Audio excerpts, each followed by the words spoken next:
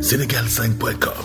Sénégal5.com est un site d'information en temps réel du Sénégal et du reste du monde. 5 TV, la télévision digitale numérique, où vous aurez de la politique, people, sport, éducation, santé, culture, revues de presse et vos séries et émissions TV préférées. 5 TV Sénégal, c'est aussi les replays des meilleures émissions radio et TV. Application disponible sur Play Store. Contact rédaction sénégal5@gmail.com. Téléphone 33 864 13 24. Nous sommes aussi sur Facebook, Twitter, Instagram.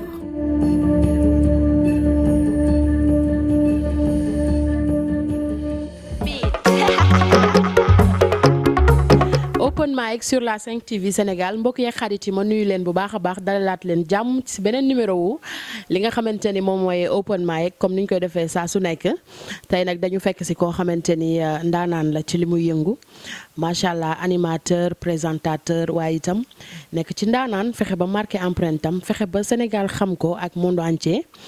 DJ Zeka lay wuyoo l'homme de 5 TV maa ngi lay ziar. maa ngi laa delloo ziar Abibatou c'est un plaisir donc li nga fi ñëw tey parce que yow maa ngi yow ñoo bokk Bargny. waaw xam naa ma mbokkam Lébu laa. ma mbokkam Lébu laa donc yow ñun bokk nañ ci les représentants de Bargny à travers le monde comme ni ko sama papa Ndiouga Dieng daan waxee yàlla na ko yàlla yërëm mu ne yéen a war a représenter Bargny donc macha allah donc ñu nuyu waa Bargny d'abord donc nuyu sa internautes yëpp et di la wax bienvenue dalal jàpp. kontaan naa alors tey dañ ma ñëw pour ñu waxtaan rek ñu relax rek ñu def ko yëfu animateur animatrice yaa ma gën a xam ñu bàyyi ko noonu mu nooy DJ Zeka kañ nga commencé def animation affaire. waaw je l'ai commencé en fin 2006 waaw fin 2006 la tàmbali rajo. Donc même si c'était la musique moom c'est depuis des lurettes parce que sama mag animateur kii la woon daan animé ay ngénte ay tour donc Bargny foofu gépp ñëpp xam nañ ko Khalifa donc man tamit dama daan animé donc musique bi yàgg na ci ñun voilà mais 2006 quand même la ñu commencé rajo donc dans un projet de l'UNESCO Bréda bu tudd les centres multimédia communautaires donc mu nekk projet bu consisté woon installer ay rajo communautaire ak ay cyber dans les coins les plus reculés du pays parce que voilà c'était un peu pour combattre certaines choses donc pour rajo yi mën a def yenn liggéey yoo xamante ne dëkk yi gën a ruxi amuñu accès ci information et tout ça moo taxoon ñu doon installer rajo yi donc ñu bénéficier wu ci projet boobu nag li ci gënoon neex mooy formation yi ci amoon donc dañu lay jël formé la il te forme carrément donc en journalisme technicien reportage ak yeneen daal donc ñu def ci yow xam-xam ba pare nag jox la liggéey waaw donc c'est en septembre 2006. fan nga ci tàmbalee fan nga njëkk a sentir na yow yaa ngi ràññeeku ci ban maison de presse nga njëkk a nekk gis na yow voilà yaa ngi commencé di ràññeeku. Bon, c'est à Vélingara département de Vélingara région de Kolda donc am na benn rajo communautaire bu nekkoon boobu tuddoon Bamtar FM. donc fa lañ commencé dem ba ràññeeku nag nekk carrément parce que demoon nañ ba am fa base et tout ça donc ñu nekkoon fa animateur ak technicien ak reporter donc parce que rajo communautaire yëpp nga daan def da ngay def reportage da ngay nekk animateur mais aussi da ngay nekk technicien rajo donc di tey technique pour ñi di def journal et tout ça nekk centre de modulation donc voilà fa laa ko tàmbalee nag ba ràññeeku ci bu baax a baax. formation wu béy ne tu as été patron de presse xaw ma fan nag. xaw ma Gambie du woon Sénégal naka ngay expliquer nekk tey par exemple patron de presse jusqu'à employé ci benn maison de kii. waaw patron de presse mais j'étais encore employé c'est-à-dire j'étais juste directeur général de deux radios mais moom moo ko woon c'était du man donc ku ñuy woowee Lamine Manga moo ko moom mu nekk Gambie quelqu'un qui a beaucoup fait pour moi qui m'a beaucoup appris ci métier bi macha allah ak aussi dans la vie. jàngal ma lu bëri ci nite donc ci wàllu métier bi jàngal na ma ci lu bëri donc mooy 2008 bi ma demee Gambie 2008 laa fa dem donc tour à tour ma nekk fa animateur technicien et tout ça parce que technique moom après voilà mënatuma ci woon dara donc ci man la ne woon donc j'étais technicien donc voilà animateur tour à tour après ma nekk directeur des programmes rajo bi après dem ba nekk chargé de production et tout ça et pour finir moom bi ñu ko falee Yaya Jammeh da ko faloon directeur général télé bu Gambie JRTS donc amatul woon jotu rajo bi donc ci la ma jëloon dénk ma ñaari rajo bu mu amoon ci capitale bi ak bu mu amoon au sud de la Gambie. alors ton avis par rapport ak rajo ak télé pour yow c'est quoi la différence rajo télé. Écoute, la radio c'est de l'audio et la télé c'est du visuel et de l'audio. Donc télé dafa boole ñaari rajo bi benn rek la c'est de l'audio. Maintenant la différence c'est que là on te regarde et on t'écoute. Donc la personne qui te regarde et t'écoute fait deux choses. Nit ki da lay seetaan di la déglu. Alors qu'à la radio la personne ne fait que t'écouter. Donc ki lay déglu ci rajo voilà donc moom il peut mën na nekk ci lu ko neex mën na def lu ko neex di la déglu. Donc alors que ki lay seetaan nag foog mu lay xool di la gis di la déglu mais yow mi koy liggéey aussi donc foofu la différence bi nekk booy dem rajo tu peux mettre carax sol culotte sol lu la neex dem animé toj réew mi ñibbi et voilà peut-être que nit ñi sax duñu la ràññee bu baax da ngay nekk mit ci ñoom. Donc alors que télé moom c'est tu es exposé ta vie devient autre chose donc voilà donc c'est deux choses yoo xamante ne même nag ci côté liggéey bi aussi c'est un peu différent parce que mais nag en général tous ces personnes qui ont très bien réussi la télé c'est ces personnes qui sont passées par la radio. Donc rajo dafa am lu bëri lu muy def ci yow donc boo eggee télé nag di nga gis différence bi tuuti mais après di nga gis que ne aussi day am lu bëri lu mu def ci yow. su ma la déggee ni ngay waxee dafa mel ni yow tu te sens plus dans la radio. Bien sûr j'adore la radio j'adore la radio je me sens plus à l'aise à la radio donc voilà parce que moom laa commencé moom laa xam donc voilà peut-être télé dañoo dem ba un moment donné rek ñu dugal ñu ci parce que du man sax maa ci dugal directement mais dañu ci dugal mais voilà mais rajo moom voilà je me sens très bien à l'aise et je sais que ne j'ai beaucoup de talent ci rajo aussi waaw. ok ça moom j'avoue parce que man moom xam naa dara je t'écoute te xam naa ni loolu su ma nee j'avoue ndaanaan la ci yëf yi rek du ma ci wéet alors ba tey sa gis-gis ci li nga xamante ni moom mooy wàllum animation audiovisuelle tolluwaay bi fi mu ne nef na ni aar nefe xam nga fi mu ne xam nga fi mu ne ku mu neex da ngay way ku jóg dugg studio waaye ñu nit ñu ngi ni di téye micro yi rek te amaana am na ci ñoo xam ne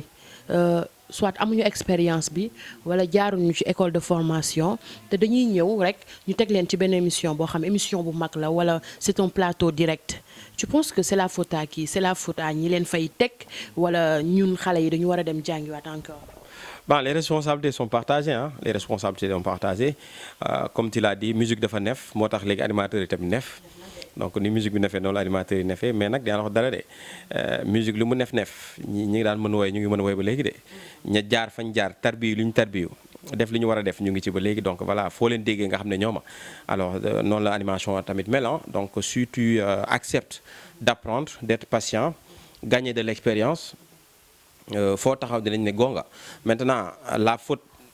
man souvent je la donne au patron de presse parce que da ngay gis il mise trop sur l'esthétique maanaam su ma nee esthétique mooy beauté ak yeneen xeesal ak yeneen il mise trop sur ces choses là malheureusement ils nous mettent devant nos écrans des très belles filles ou je sais pas mais à l'intérieur fekk dara du fa nekk du ñu am culture générale du ñu am talent souvent sax même stigmatisé wu ma leen mais am na ñoo xam ne sax jànguñu non même pas fait l'école donc voilà moi je pense que nag ñooñu bu ñu jaaroon fi ñu war a jaar jàng fi ñu war a jàng am expérience parce qu'on a vu des gens yoo xam ne demuñu école jànguñu ils ont réussi dans ce métier mais dañoo jaar fi ñu war a jaar donc maintenant nag moo tax aussi duñu sonn di gis ay bêtises ci suñu télé yi chaque jour ñu gis nit ku xas askan wala nit ku stigmatiser benn xeet alors que c'est les mooy ba baawu métier c'est-à-dire booy jàng télé ak rajo tout le temps dañ lay wax que ne bul xaste bul surtout wàllum xeet parce que on a vu l'exemple du génocide de Rwanda ci rajo la jógee nit a toog ci rajo rek wax dara coow li ne teel donc kon dafa sensible télé ak rajo dafa sensible donc foog ñuy bàyyi xel ñi nga xamante ne bëgg nañ métier bi on les encourage parce que yaatu na je dis tout le temps que ne micro yi boobu léegi ñu ngi ciy wax feesul caméra yi ñu ngi filmer boo filmer seentum asamaan la fooy taxaw gis mu ngoog jarta buuxante donc mais nag acceptons d'apprendre nañu wuti expérience nañu gëstu wut culture générale c'est important jàng bu ko defee tari bi mën a neex. alors aussi talentueux que tu es Zeka man dama gis ne t'as pas trop occupé ta place ci Sen TV xaw ma soit man li ma la dul gis moo dul bari wala liñ la fa jox daal dafa des gëdd beeg yooyu noonu nu mu fa demee. Bon, c'est une question qui revient très souvent ci sama interview écoutez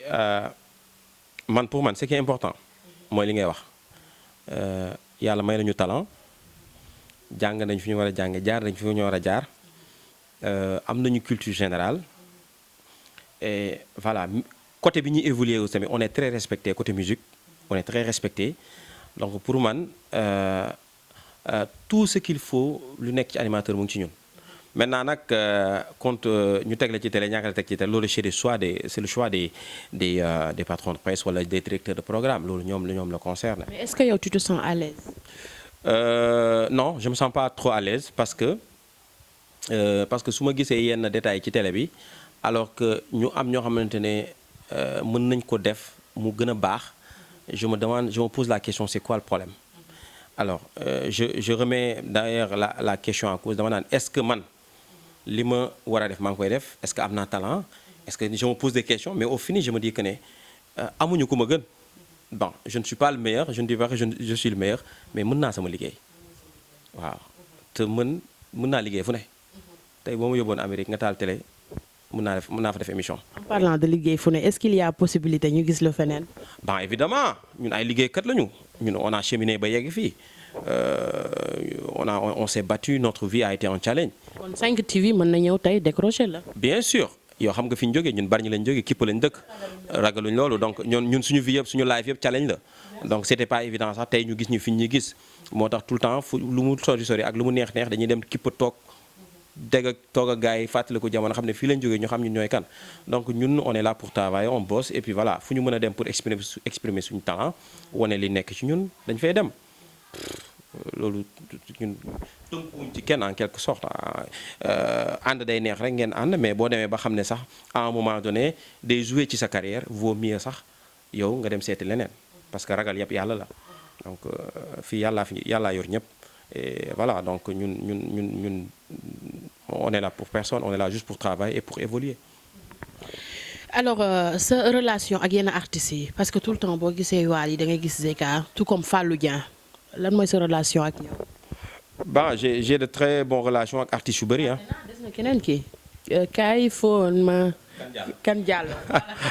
bah écoute man pour man la jeune génération ñoom ñëpp samay xarit la ñaa muy Kan Diallo El Hadj Keita donc ñeneen ak ñeneen donc ñoom ñëpp ay ñoom Tarba donc bëri naa ci ay xarit macha allah Fallou Dieng c'est un père koo xamante ne daf ma bëgg boppam jël taf ma ci boppam et puis je vois damay gis ci moom li may incarné humilité modestie talibé parce que ñun loolu la ñuy incarné donc dama koy gis ci moom tout le temps donc voilà Wally nag c'est un frère parce que ki jóg ne Zeka yaay sama mag bañ na ko ba téléphone am da ci bind Zeka mon grand frère. nga yooyu c'est des choses qui viennent naturellement j'ai pas cherché cette relation elle est venue naturellement mag Wally suñu premier xamante ça date de 2009 astafurlah 2010 mooy bi Papa Thione génnee album Jaaga boobu maa ngi Gambie mu ñëw di def première partie Papa Thione c'était la première fois muy def émission rajo Gambie ñun ñaar ko defoon et ce jour-là il a apprécié mu ni ma grand lan ngay def fii est-ce que doo ñibbi si waat je te parle de 2010 jamono di dox ba ma ñibbi si Sénégal ñu gisewaat commencé di liggéeyaat mu apprécier liggéey peut-être bi ñuy liggéey ci carrière am mu apprécier ko à sa juste valeur et puis cette relation est née de respect te moom tamit xam na ne Zeka respect moo nekk suñu diggante c'est un frère donc loolu yàlla mooy boole ay nit donc voilà ñu ci sant yàlla et puis di ñaan yàlla voilà relation bi jëm kanam parce que aussi Wally c'est une fierté quoi que l'on dise c'est une fierté du Sénégal du pays et de la musique sénégalaise en général donc voilà ñun en tant qu'animateur aussi day def suñu fierté donc voilà sama diggante ak Wally moom comme je dis souvent daw ma ci dara waaw c'est un frère et je l'assume. macha allah yal na leen yàlla lafal cat waaw kay alors da ngay jouer série. waaw j'ai fait des séries. yan ak yan nga def pour le moment. bon j'ai fait 13e métier de art bi management bu Papis Niang donc après ça j'ai fait 2 autres séries yoo war a génn bientôt je pense ak même 3e saison bu jaar. ñun bari ñu suñu star bi dafa mel day gën a kii de cartonné. non ñun commencé guñu dañuy doog a door ñun suñu bët teguñu ko Sénégal sax déggoo ma ne la ñun fu ñu dem mën nañoo liggéey. fu ñu dem parce que yàlla dimbal nañu ba tey on parle la première langue mondiale on parle anglais donc donc fu ñu dem rek mën nañ fa liggéey donc voilà donc on va faire la fierté de Bargny partout dans le monde, ça c'est sûr. est-ce que donc mën nañ xaar tey par exemple nga jóge ci li nga xam ne moom mooy animation nekk ci cinématographe carrément wala tu comptes cumuler les deux. Pourquoi pas, c'est possible hein, mais ce sera pas au Sénégal quand même. su may concentré wu ci cinéma carrément, ce sera peut-être hors du pays, ce sera peut-être dans d'autres pays à l'international, parce que voilà, on est sur ça, mais pour le moment, on fait notre passion, parce que la télé, la radio, c'est notre passion, et voilà, ñoo ngi ci. Alors ñu dugg tuuti ci li nga xamante ne moom mooy fait divers société wala truc en tant que homme, en tant que frère, en tant que père de famille wala en tant que humain en général. Vidéo bi nga xam ne mooy daw récemment il y a pas longtemps yi xale jigéen ñi def ñaawteef boobu noonu ak coowal ranguli li nga xamante ni moom la def lépp en général naka nga ko gisee. Bon pour xale yi daf may tiital parce que j'ai des petites sœurs, j'ai une fille qui a 7 ans, ça te fait un peu peur mais nag ci ginnaaw loolu aussi da ngay dellu sant yàlla li ngay sant yàlla mooy ba nga amee ay waajur ñu yar la ci yenn année. Moi je pense que c'est l'éducation de base qui moo ñu xaw a jafe. Il faut qu'on éduque nos enfants, il faut que ñuy waxtaan ak suñuy doom bu ñu am sujet tabou. C'est ça le problème, c'est-à-dire sa doom da ngay waxtaan ak mu am sujet tabou nga yar ko ni nga ko war a yaree xamal ko àdduna yaa ngi dégg mais tey li yàlla xam doy na dañuy am ay doom bàyyi leen ak seen sago lu ñu bëgg ñu def koy donc daf ñuy tiital et on a peur et abi lii rek moo feeñ lii rek moo feeñ et voilà y a beaucoup de choses qui se passe dans ce pays yoo xamante ne dafa doy waar yoo xam nga ne ñun on est tellement exposé qu'on voit beaucoup de choses yenn saa da ngay daje ay xale yu am 16 ans 17 ans 15 ans minette ñu lay doxaan sur Instagram sur Facebook donc voilà. minette yi li ma leen xamal da ngeen ñemee am ngeen fit. dañoo wow bët donc li yàlla xam doy na et man je les demande d'être patiente ce qui est important mooy nit ki dund lu nekk xëj na ci. boo nekkee xale jàngal nga wut xam-xam ci ce qui est important. Parce que góor ak jigéen donc du wees tôt ou tard tu vas te marier, tu vas avoir des copains et tout ça mais xaaral ba âge bi jot moo gën yenn bëri maintenant nag l'affaire de Rangou man ce qui me fait mal souvent dans cette affaire bu ñu koy titrer l'ex-animatrice ça me fait un peu mal parce que c'est dans mon métier quand même. Mais c'est une triste réalité sama métier la et voilà su ma gisee sama métier nag ñi ciy dugg di ci def yenn yi daf may metti man pour man ko on peut être animatrice, être digne, être fier, faire son travail et mener une vie correcte. Pour moi, c'est ce qui est important. Maintenant, c'est ce qui me fait mal dans cette histoire. L'enquête est en cours. On va suivre ce qui en suivra. On l'accuse de beaucoup de choses. Maintenant, yéene wuñu kenn kaso parce que man li may wax ku ma yóbbu police ma bàyyi la man ku ma porte plainte dama lay bàyyi donc voilà parce que yéene wu ma kenn police donc voilà c'est ñu ñaan yàlla xëy na bu jógee ci lii yàlla soppi ko parce que après coow li fi amoon yëpp yaakaaroon nañ ne sax elle a laissé ce qui mais écoute on ne juge personne peut-être que c'est sa vie moom elle est majeure et vaccinée donc voilà mais nag li may wax rek mooy li ma ci mettre mooy quand on titre l'ex-animatrice surtout yàlla bu ñu ne l'ex-animatrice de la Sen TV waaw sama moral yëpp ay dam alors yooyu yëpp aussi ça revient à revoir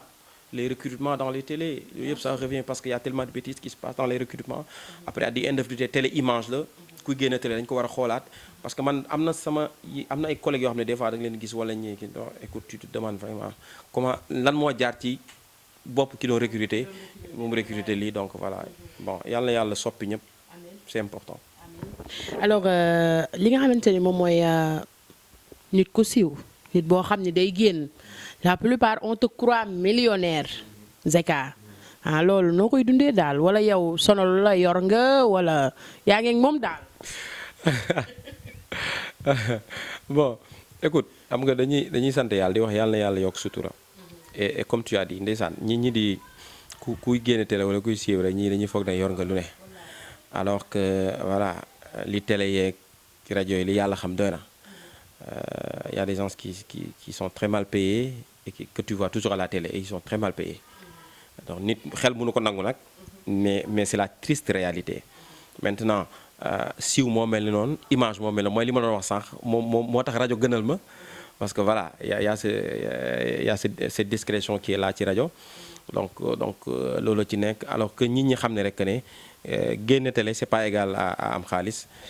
c'est pas risque barki démb damay jënd ci sama koñ foofu reer ba si yàgg ma ne non xaaral ma dem jënd cere j'ai envie de manger cere femme bi ne ma est-ce que du ma ko jëndaaleel cere ma ne ko d'accord ma ñëw jënd cere jox ko mu ne ma Zeka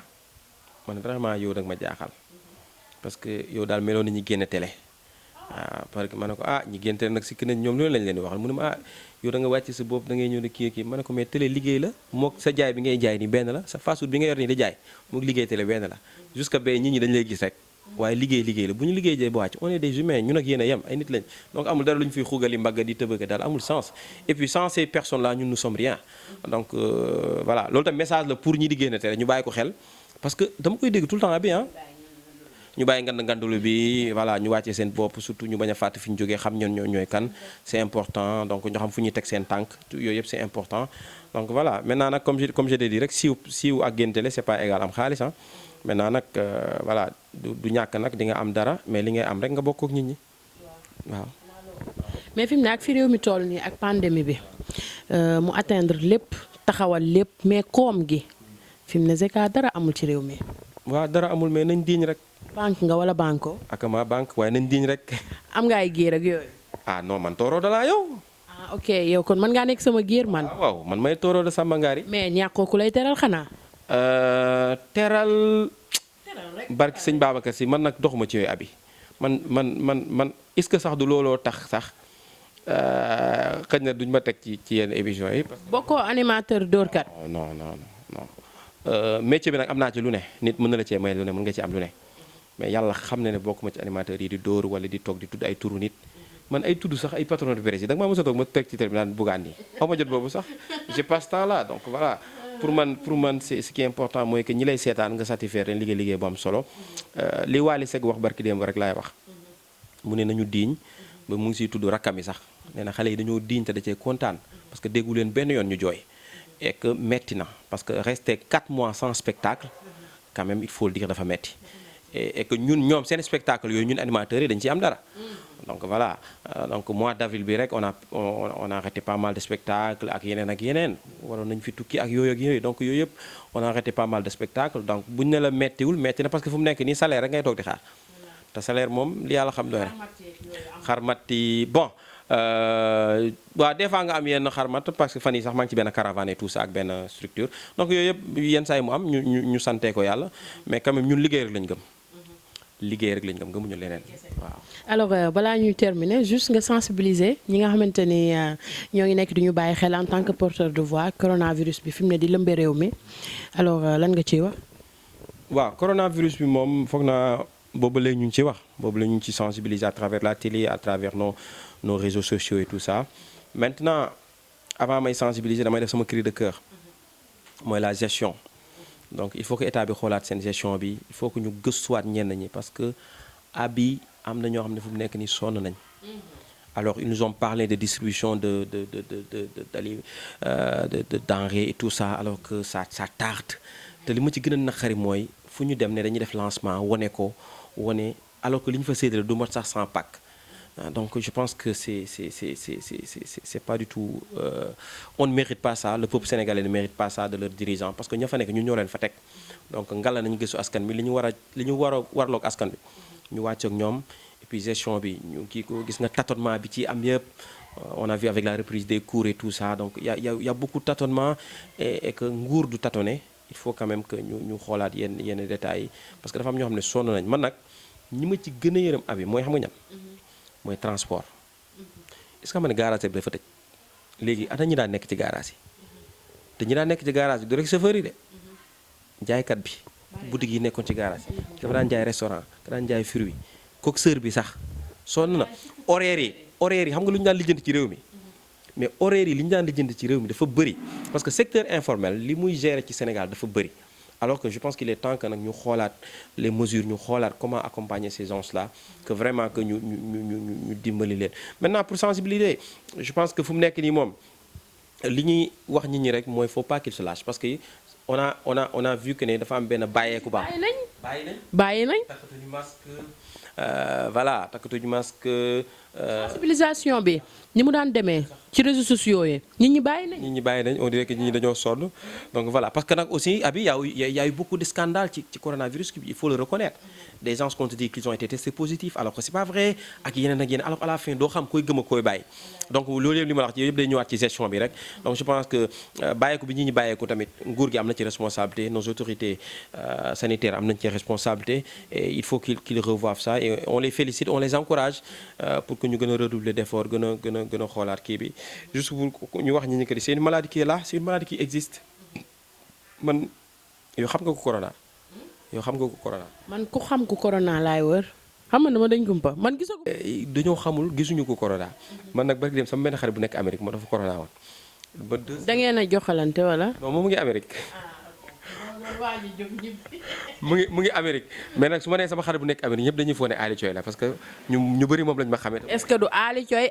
yow la wala. du Ali Thioye kii Modou Moussa la donc sama xarit la mais keroog la may expliqué mu ne ma Zeka corona bi ma jàppee lii expliqué ma yëpp donc ci laay doog a xam man ko corona man ci laa koy doog a xam à part ça xaw ma keneen ko corona. Donc c'est le problème de tous les Sénégalais ku nekk dana laan Zeka est-ce que gis nga corona xam nga corona c'est le problème de tous les Sénégalais maintenant donc c'est ça reste benn mythe parce que ñun xam nga ñun la mooy sonal suñu réew africain dañuy nëbb souvent yoo xam ne jarul nëbb c'est vrai que nag nit ñi dañ lay stigmatiser ak yeneen mais je pense que tamit benn moment day am solo ñu bàyyiwaat xel en tout cas nit ñi nañu gën a góorgóorlu ci feebar bi mais nag il faut que nit ñi dellu seen activité parce qu'on a besoin de vivre dafa am impact économique bu doy waar bu ci am instant yi et il faut qu'on revoie toutes ces choses là et voilà nañ gën a góorgóorlu rek yàlla musal ñu. Zeka la ngay xaar pour takk jabar Zeka dégg yéen ngandum maamu célibataire gis ngeen ko ni mu toogee nii di wax mel ni borom ñetti jabar amul dara lu doy waar laa leen di wax looy xaar. kilifa yàlla koy def si nit. mais sa kilifa yow des na fi mu ne. nekk ay kilifa. yow ngay xëy di tàngalal sa bopp ndox nga naan kilifa nga. tàngalal sa bopp ndox mooy lan. sa ndoxu café yow yaa koy man duma naan café. kon sa ndoxu meew. duma naan meew man ataaya rek maa ataayal sama bopp nag.